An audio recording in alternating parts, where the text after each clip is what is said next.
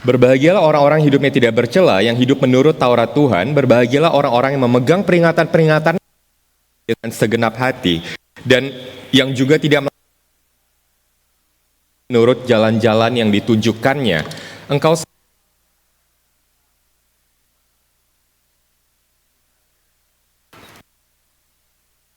Sekiranya hidupku tentu untuk berpegang pada ketetapanmu, maka aku tidak akan mendapat malu apabila aku mengamat-amati segala perintahmu. Aku akan bersyukur kepadamu dengan hati jujur apabila aku belajar hukum-hukummu yang adil.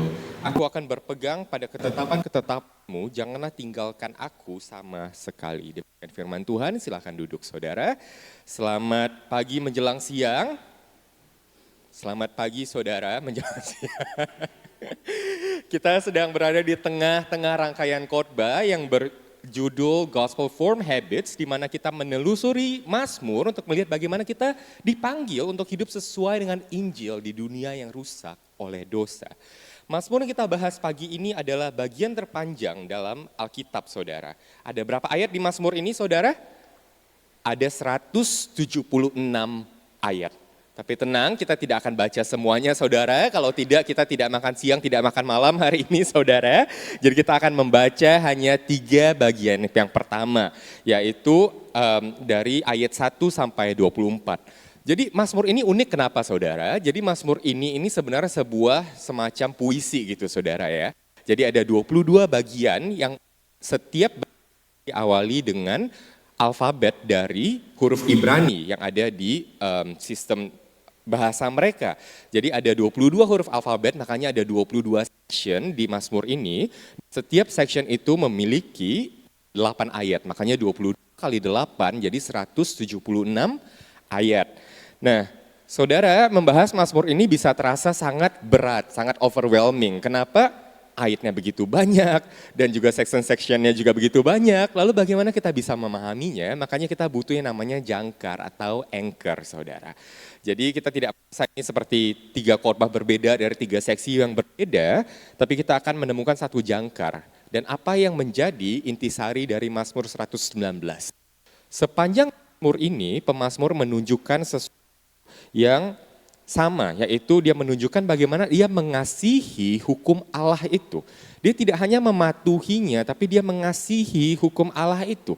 Kita akan lihat dari pilihan kata-katanya, dari emosi yang ditampilkan. Kita melihat bagaimana pemazmur ini merindukan untuk melakukan hal yang benar di hadapan Tuhan, karena dia mengasihi hukum Tuhan tersebut. Dan inilah keunikan dari kekristenan sebenarnya, saudara. Kalau saudara datang dari konsep agama, saudara ya, di slide berikutnya. Dalam kebanyakan agama, Anda menaati hukum karena Anda harus. Anda takut sama konsekuensinya, Anda harus taat, makanya Anda ikuti hukumnya gitu kan, saudara. Anda taat. Kalau Anda bukan orang agamawi, Anda orang sekuler, di sekularisme Anda mengabaikan hukum Tuhan karena Anda ingin bahagia bebas. Kalau saya terikat sama hukum Tuhan, saya tidak bisa bahagia melakukan apapun yang saya mau, tidak bisa dengan bebas melakukan, menjalani hidup saya. Di kekristenan, you get the best of both. Saudara dapat dua-duanya. Kenapa? Karena di kekristenan kita tidak dipanggil hanya untuk menaati hukum Tuhan, tapi untuk mengasihi, mencintai hukum Tuhan. Apa yang terjadi ketika Anda mencintai hukum Tuhan? Apakah Anda akan taat? Yes, Anda akan taat karena Anda cinta hukum itu. Tapi di sisi lain, apakah Anda melakukan hanya karena takut, terpaksa? No. Anda akan taat dengan bebas, dengan bahagia. Jadi agama menunjukkan kepada saudara, saudara harus taat, tidak peduli motivasi seperti apa. Dunia mengatakan Anda tidak perlu ikut hukum, yang penting Anda bebas. Kekristenan, dua-duanya. Karena Anda mengasihi hukum Tuhan, Anda bisa dengan bebas, dengan bahagia menaati hukum tersebut. Nah, itulah keunikan kekristenan, tapi kenyataannya kan tidak semulus itu ya saudara ya. Kita sering terjebak kalau nggak di agama, di sekularisme. Kita antara taat sama hukum Tuhan tapi tidak ada rasa bahagia di sana, atau kita tidak taat kan kita mau bebas mengikuti jalan dunia. Kita tidak mendapatkan keduanya, saudara. Nah, itulah mengapa dalam khotbah hari ini dari Mazmur 100 kita akan melihat bagaimana pemazmur ini dapat mencintai hukum Allah, bagaimana dia bisa begitu mengasihi hukum tersebut dan mengapa kita tidak bisa. Kita akan melihat dari Mazmur ini, dari 3 section pertama ayat 1 sampai 24, mengapa bisa mengasihi hukum Allah. Teks hari ini saudara akan menantang kita dengan 3 cara yang berbeda. Yang pertama dari ayat 1 sampai 8 itu akan memberikan tantangan kepada pikiran kita, pada filosofi kita, kepada pandangan dunia kita, wawasan dunia kita. Itu akan memberikan philosophical challenge dari ayat 1 sampai 8. Lalu kedua, ayat 9 sampai 16, section kedua akan menantang hati kita, keinginan kita, pengejaran kita. Mungkin alasan kita tidak mencintai hukum Tuhan karena kita tidak tahu betapa manisnya hukum itu untuk jiwa kita. Dan ketiga, dari ayat 17 sampai 24 saudara, kita akan melihat identitas kita, budaya kita, pandangan tentang diri kita, rasa belonging kita yang ditantang sama Mazmur ini saudara. Bagaimana jika alasan kita tidak mengasihi hukum Tuhan, itu karena kita sudah terlalu teridentifikasi dengan dunia ini, kita menjadi terlalu sama dunia ini, kita hidup mengikuti cara-cara dunia ini juga. Jadi Mazmur ini menantang kita dengan 3 hal, dari pikiran kita, dari hati kita, dan dari identitas budaya cara kita hidup saudara. Jadi pertama pikiran, ada tantangan filosofis, kita akan melihat filosofi apa yang sebenarnya kita miliki saat ini. Kita akan menantang hati kita melihat bagaimana sebenarnya apa yang hati kita inginkan. Dan ketiga bagaimana identitas kita itu sering sedikit banyak dipengaruhi oleh dunia ini. Dan kita akan melihat bagaimana mungkin itulah alasan-alasan mengapa kita tidak mencintai hukum Tuhan. Hukum Tuhan terasa hambar bagi kita. Nah kita mulai di bagian yang pertama saudara. Berbahagialah tadi orang-orang yang hidupnya tidak bercela, yang hidup menurut Taurat Tuhan. Pemazmur memulai dengan sebuah kata yang mendefinisikan pengejaran manusia di sepanjang zaman, saudara. Di sepanjang zaman manusia mengejar satu hal, itu mereka mau berbahagia, saudara. Mazmur mengatakan berbahagialah orang-orang yang hidup mengikuti hukum Tuhan.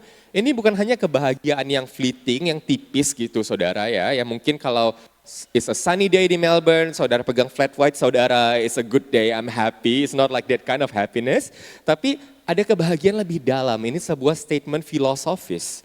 Artinya berbahagia di sini artinya hidupnya sesuai. Memang hidup tuh harusnya seperti itu. Dan akhirnya hidup saudara sejalan dengan sebagaimana yang seharusnya. Yang berbahagia itu seperti itu menurut Pemazmur ini saudara. Nah, tapi kita akan hidup di zaman modern. Di zaman modern, kata-kata Pemazmur ini tidak terdengar rasional. Ini aneh, saudara. Kenapa? Pemazmur berkata, berbahagialah kamu jika kamu ikut hukum Tuhan, gitu kan, saudara. Budaya kita menolak untuk berpikir seperti itu. Bagaimana saya bisa bebas? Bagaimana saya bisa bahagia kalau saya terikat sama hukum? Kalau hukum itu terus-menerus menghalangi saya untuk melakukan apa yang saya inginkan, untuk capai apa yang saya cari dalam hidup saya. Siapa yang dunia ini anggap berbahagia, saudara? Kalau pemazmur dunia ini nyanyinya seperti apa, saudara? Bukan berbahagialah orang yang hidup dalam hukum Tuhan, tapi yang berbahagia di dunia ini siapa? Fire. Saudara tahu, pernah dengar mungkin istilah fire, financially independent and retire early gitu kan saudara. Ini Mazmur dunia itu berbicara seperti ini, berbahagialah kamu jika kamu independen secara finansial dan kamu bisa pensiun dini. Kurang lebih kalau Mazmur ini diduniakan begitulah terdengar saudara. Dan mengapa saudara? Fire bukan hanya soal membangun kekayaan, tetapi ada filosofi di balik itu saudara. Tujuan Anda membangun benteng kekayaan itu supaya Anda tidak perlu lagi taat sama orang lain. Anda tidak perlu terikat sama meja saudara, pekerjaan saudara, bos saudara. No one's gonna tell you what to do in life. Anda bisa melakukan apapun yang Anda mau, kapanpun Anda mau, bagaimanapun Anda mau, dimanapun Anda mau. Ujung-ujungnya filosofi balik ini bukanlah tapi kebebasan. Kebahagiaan menurut dunia ini datang ketika Anda bebas melakukan apapun yang Anda mau. Tapi di Alkitab saudara, di ayat yang pertama kita lihat tadi, menurut Pemazmur, yang berbahagia itu bukan orang yang gak punya terikat sama apapun saudara. Yang berbahagia adalah orang yang terikat dengan sumber yang baik saudara. Jadi blessed person isn't the one with the fewest strings. Bukanlah Anda yang tidak punya ikatan sama sekali. Anda fire, Anda bebas mau ngapain saja. Tapi person with the right strings. Saudara, bayangkan kalau seandainya Anda seorang, bukan Anda seorang gitu ya, misalnya Anda seperti sebuah layangan gitu saudara ya. Ketika talinya dipotong, layangannya bebas nggak terbang kemanapun? Bebas, tapi eventually bakal jatuh juga kan saudara. Dia tidak akan ke Mars, dia tidak akan ke planet-planet lain, dia akan kembali ke bumi, jatuh ke dalam tanah dan dia paralyzed di sana. Sepertinya ikatan itu buruk kan saudara, tapi ternyata tidak.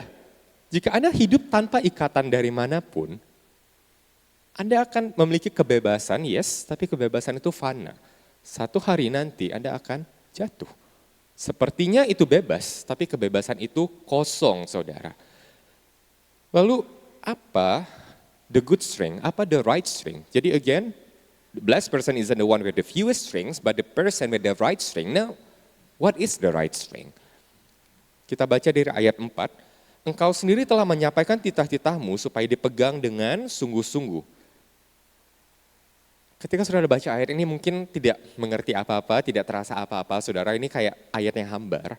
Tapi izinkan saya memberikan satu challenge, satu tantangan filosofis kepada pikiran kita hari ini. Mengapa Tuhan memerintahkan kita untuk menaati perintah-perintahnya, sementara apakah Tuhan butuh kita? No. Apakah Tuhan tambah glorious, tambah suci, tambah hebat kalau kita sembah Dia, kalau kita taat? No. Dia adalah Tuhan. Jika Tuhan tidak mendapatkan benefit apapun, tapi Dia menyampaikan, menyatakan, Dia memberikan titah-titahnya kepada kita untuk kita pegang dengan sungguh-sungguh, it's not for His benefit. Itu untuk kebaikan kita dan untuk kemuliaan Tuhan. Karena Tuhan tahu, saudara, tidak ada kebahagiaan yang sejati di luar kekudusannya Tuhan. Saudara, izinkan saya memberikan beberapa contoh. Mengapa orang tua memberikan les tambahan kepada anak-anaknya, memberikan string-string ikatan tambahan, saudara. Karena mereka tahu kalau ini pasti akan membawa sesuatu yang baik dalam hidup anak-anaknya. Mengapa seorang pelatih, seorang coach memberikan regimen training yang sangat berat kepada atletnya, saudara? Karena satu hari ini akan pays off. Ini akan membawa the bigger glory for this athlete. Sekarang memang orang tua dan coach itu pasti punya kepentingan gitu kan, saudara, di sana. Pasti mereka benefit sedikit banyak. Tapi Tuhan gimana? Kita mau memberikan Tuhan keuntungan apa lagi? Maka satu-satunya alasan Tuhan memberikan titah-titahnya kepada kita adalah karena Dia mengasihi kita. Karena Dia ingin kita hidup sesuai dengan desain yang Dia berikan kepada kita. Bagaimana kita dirancang. Jika Anda tidak sadar berapa banyak penderitaan Anda di hidup ini datang karena dosa. Anda berbohong, ada hubungan yang rusak. Trustnya hilang, Anda menderita. Anda menyimpan kepahitan dalam hati Anda, akhirnya jadi busuk kan hatinya saudara. Keluar akan tercium aromanya, lama-lama Anda menderita juga. Anda tidak mau mengampuni sebagaimana Tuhan memerintahkan Anda. Ketika Anda mencari seks di luar rancangan Tuhan, pada akhirnya Anda akan menyiksa diri Anda, menyiksa jiwa Anda sendiri. Tuhan tidak memberikan hukumnya hanya untuk mengendalikan, mengekang kita, tapi Tuhan memberikan hukum-hukumnya karena Dia ingin kita hidup sesuai dengan blueprint rancangan kita. Dan hanya dengan ikatan tersebutlah kita benar-benar bisa berbahagia dalam hidup ini. Saudara, tentu kita tidak mengutuk, Alkitab tidak mengutuk fire dream tadi saudara, independen secara finansial, pensiun secara dini. Anda bisa pergi kemanapun yang Anda mau, lakukan apapun yang Anda mau. Tapi mengapa saudara? Kalau Anda fight, Anda tidak punya string, Anda tidak punya ikatan, ya Anda kan seperti layangan tadi saudara. Tapi berapa banyak dari kita yang mencari itu sebenarnya untuk supaya saya bisa melakukan apapun yang Tuhan mau, kapanpun Tuhan mau, kemanapun Tuhan mau saya pergi, hati saya terbakar untuk misi untuk Tuhan. Saya tidak mencari itu untuk kepentingan saya sendiri. Dunia mengatakan, Anda harus bebas supaya Anda bahagia. Jangan ada apapun mengikat Anda, tapi dunia tidak memberikan Anda tujuan. Dunia hanya mengatakan Anda harus putuskan ikatan-ikatan itu, tapi tidak memberikan tujuan, akhirnya Anda seperti layangan yang terbang tanpa arah, saudara. Tapi ketika Anda punya ikatan yang baik dari pencipta Anda, Tuhan Anda sendiri yang mengasihi Anda dan mengenal Anda, ketika Anda terbang bebas, ketika Anda pergi keluar sana, Anda tidak akan terhilang, Anda tidak akan jatuh. Jadi tantangan filosofis hari ini, dunia mengatakan tadi apa? Anda harus bebas tanpa ikatan supaya bisa bahagia. Alkitab mengatakan kalau Anda mau berbahagia, Anda harus jalan dalam hukumnya Tuhan, artinya Anda mencari ikatan yang baik, ikatan yang tepat. Dan itulah tantangan filosofis, saudara. Di ayat 1-8 kita baca, orang sekuler akan baca ayat 1-3 dan dia lihat, ini konyol. Kenapa saya bisa bahagia kalau saya terikat hukum gitu kan? Orang agamawi akan baca ayat 4. Wah, Tuhan itu tiran ya, dia memberikan titah-titahnya jadi saya harus ikut gitu supaya saya bisa berbahagia. Kekristenan, orang yang terpusat pada Injil saudara akan melihat ini sebagai, oh Tuhan memberikan hukumnya karena dia tahu kalau itulah yang memberikan kebaikan dalam hidup saya dan dia tidak menginginkan hal yang buruk terjadi dalam hidup saya. Dan saya tahu begitu banyak penderitaan saya terjadi karena dosa. Dan saya tahu kebebasan yang dunia ini tawarkan kepada saya itu fana.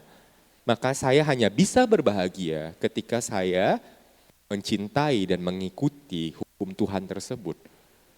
Itu tantangan filosofis hari ini saudara. Secara pikiran, dunia ini memberikan Anda sebuah filosofi. Apakah Anda akan mengikutinya atau Anda akan kembali ke firman Tuhan dan melihat apa yang sebenarnya harus Anda kejar dalam hidup ini. Ketika Anda berpusat pada Injil melihat Yesus, maka Anda bisa merespon seperti ayat 5-8. Sekiranya hidupku tentu untuk berpegang dia ikatan kita pada ketetapanmu, maka aku tidak akan mendapat malu apabila aku mengamat-amati segala perintahmu. Aku akan bersyukur kepadamu dengan hati jujur apabila aku belajar hukum-hukummu yang adil. Aku akan berpegang pada ketetapan-ketetapanmu, janganlah tinggalkan aku sama sekali. Bagaimana pemazmur begitu mengasihi Tuhan, mengasihi hukum Tuhan, bukan hanya menaatinya, tapi dia mengasihinya. Dan dia berkata, ketika dia menaati perintah Allah, dia tidak akan dipermalukan dan tidak akan ditinggalkan, saudara. Sebagai orang Kristen kita tahu lebih baik siapa pemazmur sejati yang mengikuti hukum Tuhan dengan sempurna, tapi dia ditinggalkan dan menanggung malu bagi kita. Yesus. Karena Yesus sudah mati menebus dosa-dosa kita, maka kita memiliki kekuatan untuk hidup sebagaimana pemazmur ini. Bukan hanya untuk menaati hukum Tuhan, tapi ketika kita melihat Yesus, kita mengasihi hukum Tuhan tersebut. Dan ini membawa kita saudara kepada poin yang kedua, yaitu psychological challenge dari hati kita saudara. Jadi pikiran kita sekarang saudara mungkin mulai berpikir dunia berkata seperti ini, Alkitab berkata seperti ini, mana yang saudara akan ikuti. Dan bagaimana dengan level hati saudara? Kita mulai di ayat 9. Dengan apakah seorang muda mempertahankan kelakuannya bersih dengan menjaganya sesuai dengan firman-Mu saudara? Mengapa seorang muda, saudara? Karena di masa muda, di mana Anda memiliki peak of energy, saudara memiliki keinginan-keinginan begitu besar, tuntutan untuk membuktikan diri saudara, mencapai sesuatu dalam hidup ini, ada ambisi di sana, dan itulah yang membuat saudara gampang tersesat juga. Namun, kalau saudara baca ayat ini, saudara bukan orang Kristen, dengan apa seorang muda mempertahankan kelakuannya bersih, dengan menjaganya sesuai dengan firman-Mu? Well, you don't say, gitu kan saudara. Nggak perlu baca, saya juga udah tahu gitu. Ini circular reasoning gitu kan saudara. Tapi izinkan saya mengajak saudara untuk membaca lebih lanjut di ayat 10-11 sehingga kita bisa tahu kuncinya pemazmur ini mengasihi hukum Tuhan itu karena apa gitu. Jadi tadi pertama secara filosofis kita akan melihat dari sisi hati. Dengan segenap hatiku aku mencari engkau, janganlah biarkan aku menyimpang dari perintah-perintahmu. Dalam hatiku aku menyimpan janjimu supaya aku jangan berdosa terhadap engkau. Saudara, kata Ibrani untuk menyimpan di sini secara harafiah itu artinya menyembunyikan saudara. Menyembunyikan harta karun itu di dalam hatinya dia. Dan ini bagaimana seseorang bisa berubah untuk mengasihi hukum Tuhan tersebut. Saudara, Anda tidak bisa mulai mengasihi hukum Tuhan dengan cara, oh saya tidak mengatakan tidak kepada dosa, lalu sudah berhenti di sana saudara. Hati kita diciptakan untuk menginginkan sesuatu. Anda tidak bisa hanya berhenti menginginkan sesuatu, karena hati Anda pasti akan menginginkan yang lain setelah itu. Yang Anda harus lakukan adalah Anda harus mengganti apa yang Anda inginkan. Dan ini benar saudara, di dalam psikologis juga di afirmasi, di dalam beberapa cabang psikologi saudara, Anda harus melihat bahwa ada sesuatu yang Anda inginkan lebih daripada sekadar hal tersebut. Anda harus melihat something shinier, lebih bersinar, lebih berharga, maka Anda akan bisa meninggalkan yang lama saudara. Satu-satunya cara untuk mengusir kasih yang lebih rendah itu adalah dengan menggantinya dengan kasih yang lebih besar. Sekarang jika Anda baca Alkitab itu seperti cuma check box aja saudara ya, saya harus lakukan sampai Anda tidak mengasihi firman itu, maka the next time iblis menggoda saudara, dunia ini berusaha menghanyutkan saudara, firman itu tidak ada kekuatan apa-apa dalam hati saudara, dalam hidup saudara. Kenapa saudara? Inginnya masih fire, inginnya masih yang lain-lain.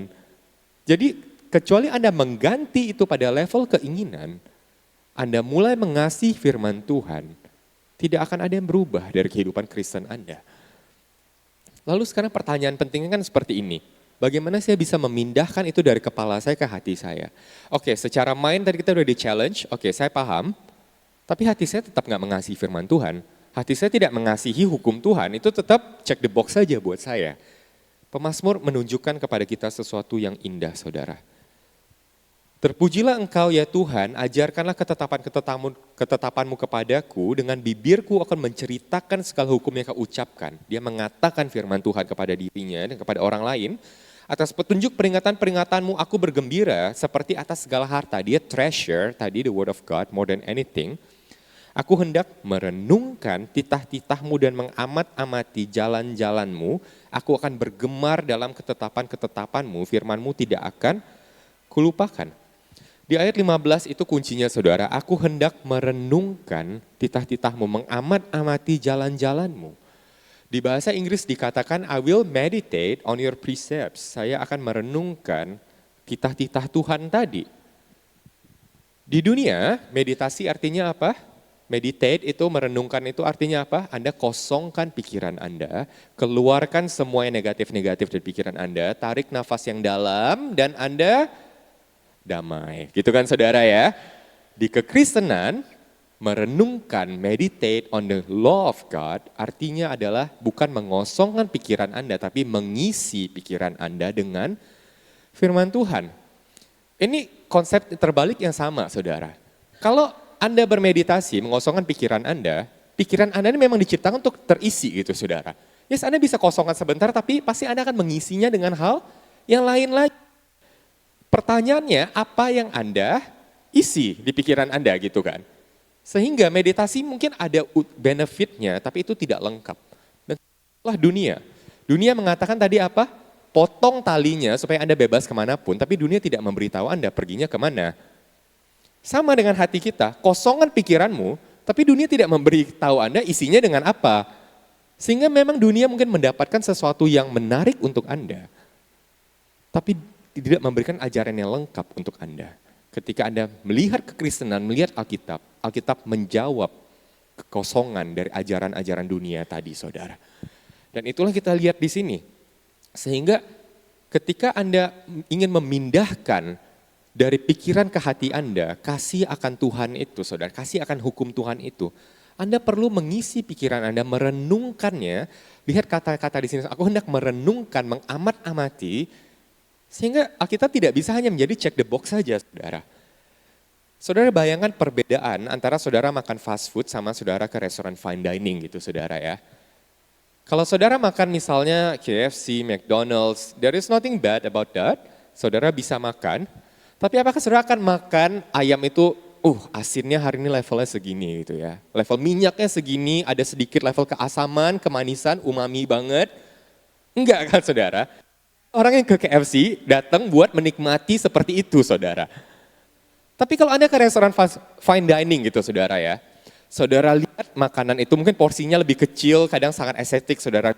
Oh begitu indah ditata rapi. Saudara mulai pelan-pelan makan. Saudara tidak akan hanya datang ke restoran fine dining buat menelan saja kan saudara. Saya harap saudara tidak melakukan itu karena itu mahal banget saudara. Kalau saudara datang ke restoran mahal, dapat makanan bagus, saudara ambil, saudara makan telan, sayang saudara ya. Jadi apa yang saudara lakukan di sana? Saudara Oke, mungkin level keasamannya segini, ada kayak maybe a floral hint di dessertnya. Saudara melihat begitu banyak elemen yang saudara bisa unpack di sana kan. Bagaimana saudara memperlakukan firman Tuhan hari ini? Apakah seperti fast food atau seperti fine dining? Kebanyakan orang Kristen dia makan firman Tuhan, masukkan ke tubuhnya, ke pikirannya seperti fast food. Yang penting saya sudah cek the box, saya kenyang, selesai gitu kan saudara.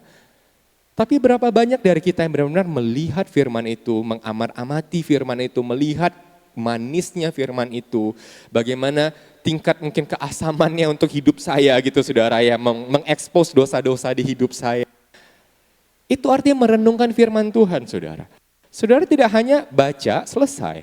Tapi saudara baca firman itu, saudara nikmati, saudara perhatikan flavornya seperti apa. Dan itulah yang seharusnya orang Kristen lakukan jika Anda ingin mengasihi firman Tuhan. Karena kecuali Anda melihat betapa manisnya hukum Tuhan untuk hidup Anda, betapa manisnya hukum itu untuk pergumulan di hidup Anda tidak akan bisa mengasihi firman itu. Anda hanya akan membiarkan itu masuk dan keluar. Mungkin itu sustain Anda, tapi in the long run, ya udah rasanya gitu-gitu aja gitu saudara.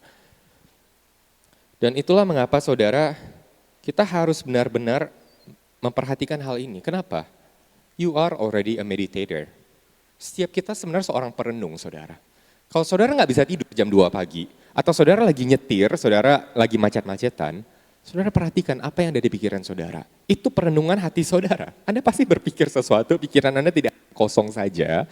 Mungkin kadang kalau kecapean iya, tapi pikiran didesain untuk diisi gitu kan saudara. Selalu ada something gitu. Kita sudah merenungkan, cuma masalahnya apa yang kita renungkan gitu saudara.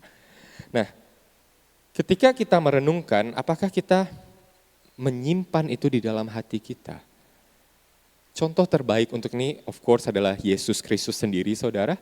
Ketika iblis mencobai Yesus, apa yang Yesus lakukan? Dia memperkatakan kembali firman Tuhan kan.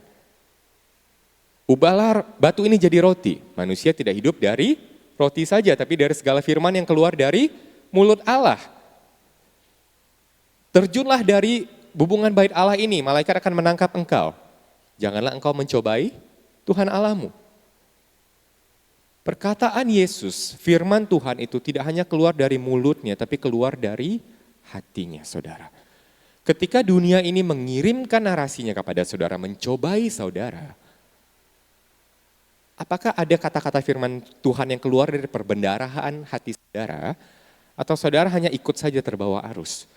Jika Anda tidak merenungkan firman Tuhan, mencicipinya, menikmatinya, menyimpannya dalam perbendaharaan hati Anda, maka tidak akan ada kata-kata yang keluar. Kata-kata yang keluar apa? Benar juga ya, gitu kan saudara. Benar juga. Nah itu gimana saudara jadinya? Nah itulah kita bisa lihat di sini saudara. Apakah kita melihat hukum Tuhan itu hanya sebagai sesuatu yang perlu kita baca atau sesuatu yang kita bisa renungkan? Dan itulah bagi kita merancang kelompok pemuritan yang ada di gereja ini, saudara. Jika saudara tidak tahu, kita ada kelompok pemuritan yang namanya 3G, Gospel Growth Group. Setiap 3G itu ada materialnya sendiri, ada bahannya sendiri berdasarkan khotbah hari Minggu. Dan di sana saudara diundang untuk menikmati firman itu, bite by bite, saudara melihat rasanya firman itu seperti apa, saudara aplikasikan dalam kehidupan saudara. Dan di sana semakin sering kita lakukan, semakin manis firman Tuhan. Dan semakin kita mau menyimpannya dalam hati kita. Jika saudara tidak tahu, belum tahu, kelompok pemuritan kita sekarang terbuka. Saudara, apabila saudara mau mencoba, selama 1 kali sebulan kita akan membukanya. Dan minggu ini kita akan buka, saudara. Jadi ada sekitar 20 kelompok yang bertemu sepanjang minggu untuk merenungkan firman Tuhan dan juga memproses itu di dalam hatinya. Mungkin saya boleh minta pemimpin 3G leader untuk berdiri supaya wajah-wajah kalian terlihat. Ya, oke. Ya, saudara bisa lihat wajah-wajah ini saudara, 3G, ada yang family, ada yang single, ada yang men, ada women's group. Saudara bisa datang kepada mereka untuk bertanya tentang 3G, saudara juga bisa datang kepada saya dan nanti kita akan mencarikan grup yang lebih cocok untuk saudara. Terima kasih untuk 3G leader. Dan di sana saudara, nanti kita juga, saudara akan diundang bukan hanya untuk datang, tapi untuk menentukan apakah saudara sebenarnya cocok di gereja ini, apakah cocok di komunitas ini, apakah saudara ingin tergabung sebagai jemaat di gereja ini. Dan ketika menjadi jemaat di gereja ini, kita bisa memasukkan saudara ke kelompok yang lebih permanen untuk bersama-sama do life together dan merenungkan firman Tuhan. Sedikit iklan ya saudara ya. Jadi saudara, jadi apa tantangan psikologis hari ini saudara? Di ayat 9-16, selama Anda memperlakukan hukum Allah seperti makanan cepat saji yang ditelan begitu saja, bukan seperti fine dining Anda nikmati bit by bit, Anda tidak akan merasakan manisnya firman Tuhan jiwa Anda, dan Anda tidak akan mencintai hukum Allah, Anda tidak akan berubah, Anda akan kembali ke kehidupan Anda begitu saja. Nah, sekarang kita masuk ke bagian yang ketiga. Di sini pemazmur beralih dari interior kehidupannya, tadi pikiran dan hatinya, dia beralih ke dunia di luar ya saudara. Karena untuk mencintai hukum Tuhan, kita tidak bisa sangkal. Masalahnya bukan cuma di dalam, masalahnya di luar sini terlalu bising gitu, saudara. Terlalu banyak saudara yang ribut gitu. Kita baca di ayat 17 sampai 24, saya akan bacakan 3 ayat terlebih dahulu. Lakukanlah kebajikanmu kepada hamba-Mu ini supaya aku hidup dan aku hendak berpegang pada firman-Mu.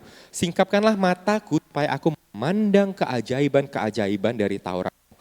Aku ini orang asing di dunia, janganlah sembunyikan perintah-perintah-Mu terhadap aku. Saudara, ketika Anda mulai mencintai hukum Tuhan secara internal tadi, secara pikiran, secara perasaan sudah di-challenge dan yes saya mau mengerti hukum Tuhan, ada konsekuensinya. Dikatakan di sini, aku ini orang asing di dunia, saudara. Ketika Anda hidup sesuai dengan firman Tuhan, mencintai hukum Tuhan, Anda akan asing di dunia ini. Kenapa, saudara? Nilai-nilai Anda, prioritas Anda, apa yang Anda kejar dalam hidup, itu akan berbeda. Akan tampak aneh gitu, saudara. Hah, engkau bangun pagi-pagi hari Minggu cuma buat ke gereja? Hah, hari Minggu, hari weeknights gitu, kamu 3G, kamu baca Alkitab, saudara kan persembahan saudara dari gaji saudara untuk pekerjaan di gereja tersebut, ngapain gitu kan saudara. Cara hidupmu pasti akan aneh dunia ini saudara. Di dunia yang terobsesi dengan fire, dengan hustle culture, Anda terlihat bebas tapi kebebasan Anda berbeda. Anda terlihat bahagia tapi kebahagiaan Anda berbeda. Dan itulah yang terjadi ketika orang-orang mulai melihat Anda mencintai hukum Tuhan itu lebih daripada segalanya saudara. Tapi menjadi orang asing itu bukan hanya aneh untuk dunia ini, tapi bisa hostile juga. Mereka akan menyerang saudara dengan pikiran-pikiran yang lain. Karena filosofinya memang udah gak ketemu, frekuensinya memang sudah berbeda saudara. Apa yang dikatakan pemazmur di sini? Hancur jiwaku karena rindu kepada hukum-hukummu setiap waktu. Engkau menghardik orang-orang yang kurang ajar. Terkutuklah orang menyimpang dari perintah-perintahmu. Artinya ada saudara orang-orang yang kurang ajar, orang-orang yang menyimpang di sana. Dan gulingkanlah dari atasku celah dan penghinaan. Kalau digulingkan berarti harus ada dulu kan celah dan penghinaannya baru bisa digulingkan gitu. Sebab aku memegang peringatan-peringatanmu. Sekalipun pemuka-pemuka duduk bersepakat melawan aku. Artinya akan ada pemuka-pemuka dunia ini bersepakat melawan saudara. Hamba-Mu ini merenungkan ketetapan-ketetapan-Mu. Ya, peringatan-peringatanmu menjadi kegemaranku, menjadi penasihat-penasihatku. Bukan hanya untuk saya patuhi, tapi saya menggemari firman Tuhan. Mencintai hukum Tuhan. Ada celah, ada penghinaan, ada para pemuka berduduk bersepakat melawan aku. Di dunia ini kita menyebut sebagai fear of man gitu saudara ya, takut sama manusia. Takut kalau kita terlalu cinta sama hukum Tuhan, nanti saya aneh sama teman saya, sama bos saya, lingkungan kerja saya. Kalau mereka tahu saya hari Minggu ke gereja, nanti mereka mau ngomong apa kata dunia gitu kan saudara di sana gitu. Nah, lalu siapa pemuka-pemuka saudara di dunia ini, pemuka-pemuka duduk bersepakat melawan aku? Bisa jadi bos kita, lingkungan sosial kita, teman kampus kita, media sosial kita. Mungkin alasan kita takut mengasihi, mencintai hukum Tuhan, kita tidak mau terbuka iman kita saudara, karena kita takut, kita tidak diterima oleh dunia ini. Dan ini kebenarannya saudara, harusnya memang begitu. Anda tidak bisa berpikir kalau Anda mengasihi hukum Tuhan, Anda akan aman-aman saja di dunia ini. Yesus saja disalibkan saudara. Dan Anda berharap Anda ada di dua boat, ada di dua sisi. The only thing you can do that is you do both poorly. Gitu. Anda menjadi a poor Christian and a poor secular juga gitu di sana. Apakah ini alasan kenapa kita tidak mencintai hukum Tuhan? Identitas kita terlalu sama dunia ini, saudara. Dan kebenarannya, saudara, di ayat 24, ya peringatan-peringatanmu menjadi kegemaranku, menjadi penasihatku. Semua orang punya penasehat, saudara. Semua orang punya suara di kepalanya yang memberitahu mereka siapa dirinya, saudara. Pertanyaannya bukan saudara punya suara atau enggak, tapi siapa gitu, saudara. Pertanyaannya siapa? Mungkin bagi sebagian orang itu orang tua mereka, bagi sebagian orang itu bos mereka, bagi sebagian orang itu mungkin kolega mereka, rekan kerja mereka atau lingkaran sosial mereka. Kunci pemazmur bisa mengasihi Tuhan, dia mengatakan konselornya dia siapa? Firman Tuhan. Suara Tuhanlah yang mendefinisikan siapa saya. Dan apa yang terjadi, saudara, ketika Tuhan, firman itu menjadi identitas saudara, karena begitu mengasihi firman Tuhan. Anda akan memiliki apa yang disebut dengan Teflon identity, saudara. Identitas Teflon gitu, saudara ya. Kalau saudara masak telur di Teflon, lengket nggak, saudara? Kalau lengket, saudara minta refund gitu, saudara. Nggak lengket gitu, saudara mau masak minyak, mau grease, mau apapun orang lempar ke dalam Teflon itu nggak lengket. Sama, ketika Anda aman di dalam Kristus, Anda mengasihi hukum Tuhan itu. Orang mau lempar apapun ke identitas saudara, nothing sticks. Semuanya akan hilang pada akhirnya. Karena Anda begitu aman di dalam identitas yang Tuhan berikan. Dan itulah indahnya kekristenan, saudara. Kekristenan tidak hanya menyuruh saudara melakukan sesuatu dengan terpaksa di dunia rusak oleh dosa. Tapi kekristenan memberikan Anda rasa aman, kekuatan untuk taat juga, saudara. Di kebanyakan agama, Anda harus dengan kekuatan Anda sendiri. Anda harus mencapai surga, membangun tangga itu. Di kekristenan, Tuhan yang turun ke dunia ini, dan dia menyelamatkan kita, sehingga kita diberikan identitas yang baru sebagai anak-anak Allah, and that's our Teflon identity. Kalau saya dikasihi oleh pencipta alam semesta ini, apa yang pemuka-pemuka dunia ini bisa lakukan kepada saya? Anda tidak akan takut, Anda akan menjadi orang Kristen yang radikal, melakukan apa yang harus Anda lakukan untuk kemuliaan Tuhan dan kebaikan saudara, tanpa rasa takut kalau Anda akan dipandang berbeda, karena memang Anda berbeda di dunia ini. Dan kita bisa melihat, saudara, bagaimana kita bisa mendapatkan keberanian, kita lihat kembali kepada Yesus. Siapa orang asing yang datang ke dunia ini, miliknya sendiri tidak menerima dia diejek, dihina, pemuka pada zamannya bukan cuma bersekongkol melawan dia, mereka bahkan mengeksekusi dan menyalibkan dia. Yesus, saudara.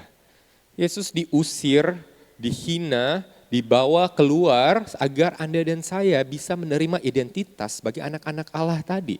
Sehingga firman Tuhan, hukum Tuhan menjadi konselor saudara, sehingga Anda tidak perlu membuktikan diri Anda mengikuti narasi dunia ini lagi.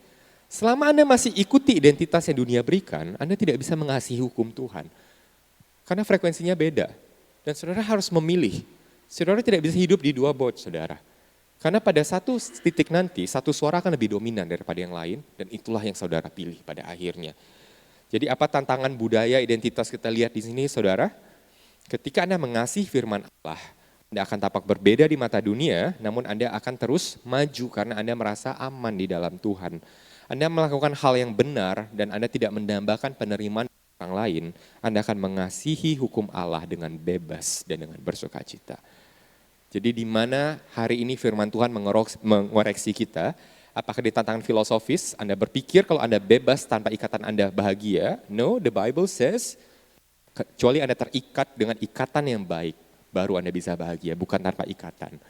Dari sisi keinginan saudara, apakah Anda hanya mengosongkan pikiran Anda dan mengisinya dengan yang lain, atau Anda mengisinya dengan firman Tuhan? Again, dunia memberitahu Anda sebagian dari apa yang harus Anda lakukan, tapi dunia tidak memberikan Anda jawaban yang penuh dan arahan. Kalau Anda potong stringnya, tidak ada arah, ya Anda seperti layangan tadi. Kalau Anda kosongkan pikiran Anda, tapi tidak diisi dengan firman Tuhan, akan terisi lagi sama yang lain, saudara. Yang ketiga, secara identitas, kalau Anda tidak aman di dalam Kristus, maka apapun yang Anda lakukan adalah untuk menyenangkan hati manusia dan bukan buat menyenangkan Tuhan. Tapi Injil memberikan Anda kekuatan untuk hidup di dunia yang sudah rusak oleh dosa. Dengan keamanan, status identitas sebagai anak-anak Allah yang tidak dapat diambil daripada saudara. 3 pertanyaan refleksi untuk hari ini, bagaimana pengejaran no strings itu justru membuat Anda terasa lebih goyah dan rapuh daripada lebih bebas. Ini kebohongan dunia, saudara. Kalau if you have no string, you will be free and happy, but that's not true. Coba renungkan. Kedua, apa satu kebenaran Injil yang secara spesifik dapat Anda renungkan, you munch on that, you taste the sweetness, you taste the flavor of that, yang akhirnya bisa membakar hati Anda, yang akan akhirnya terasa lebih manis dari madu, saudara. Dan ketiga, untuk pandangan atau penerimaan siapa Anda hidup saat ini. Bagaimana Anda dengan melihat kepada Yesus, Anda bisa menghidupi identitas sebagai anak Allah tadi, menghidupi identitas Teflon tadi dalam lingkungan saudara yang sepanjang minggu melemparkan kepada saudara begitu banyak narasi-narasi yang lain. 3 hal, saudara bisa renungkan, mari kita berdoa.